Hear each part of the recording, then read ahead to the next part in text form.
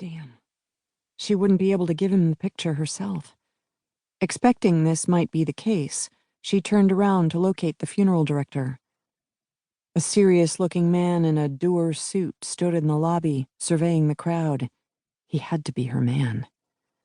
"Excuse me," she said, lifting her loose purse strap on her shoulder. "Do you work here?" He nodded. Yes, ma'am. I'm Jack Jenkins, one of the funeral directors. May I help you? Yes, please." Gwen motioned for him to follow her into the vestibule beside Ben's viewing room, just out of earshot of another lurking security guard. "I have an important favor to ask," she said, her voice low. "It's probably the most crucial thing I've ever asked anyone, and I know you might think it's strange, but I'd really appreciate your help." His smile was reassuring. You'd be surprised what people ask us to do. And you know what? It's never that weird. Why don't you try me? She lifted the flap on her purse and pulled out the strip of 3 grainy black and white images. Ripping the first picture from the rest, she whispered, "I need you to put this in Ben Anderson's casket, preferably in his hands." Tears swelled at the possibility that, after the explosion, that might be impossible. "Or in his breast pocket over his heart." She handed him the photo.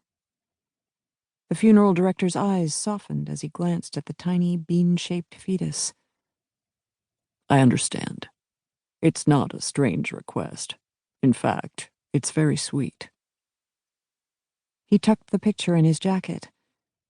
It would be my honor to do this for you, and for Ben. Gwen exhaled a grateful sigh as she dropped the remaining photos back in her purse. "Thanks so much. I really appreciate it." Of course, I'll have to speak to the family about it first. His expression was pained. They've been very keen on keeping things as orderly as possible. He nodded toward the mirror-eyed behemoth in the hall. "I understand." She nodded as she pried her lips into an innocent smile and tried to squelch her panic. Another mourner caught Mr. Jenkins' attention. It was Gwen's cue to flee. She'd already scratched out her name on the photo so it would be untraceable, but she didn't want anyone to see her talking to Mr. Jenkins. Turning to leave, Gwen nearly collided with a brutally good-looking man in a charcoal gray suit. Light brown hair and blue-eyed, his chiseled nose and strong jaw reminded her of the Greek gods she'd read about as a kid. His aftershave hinted of sandalwood and lime. He extended his hand. Thank you so much for coming, Ms. He scanned her face, expecting her to fill in the blank. "Gwen Radley." Heart racing, she grasped his palm and was struck by his firm grip. Who was this man, and how long had he been standing behind her? Had he heard her conversation with the funeral director? "You're welcome. I'm just glad I could come." Fumbling for something else to say, she blurted out the only thing that came to mind. "I'm sorry for your loss." His face clouded with grief. Yes, it's been tough. Though after 3 tours, we always feared this could happen. He shook his head. But how can you ever prepare for something like this? "I expect you can't." It seemed there were a lot of things you couldn't prepare for. Like, for instance, a surprise baby. Where are my manners? I'm Carter, by the way. He mustered a smile. I don't believe we've met. No, I don't think we have.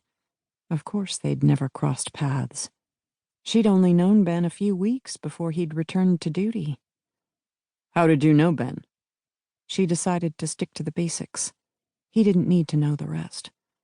"We met while he was here for his rehabilitation a few months ago. I work at Walter Reed." Carter nodded. If only he'd been smart enough to stay home after that. His eyes glossed over and he looked away, toward the room that held Ben's polished wood casket. He didn't have to go back, you know. She couldn't help but chuckle.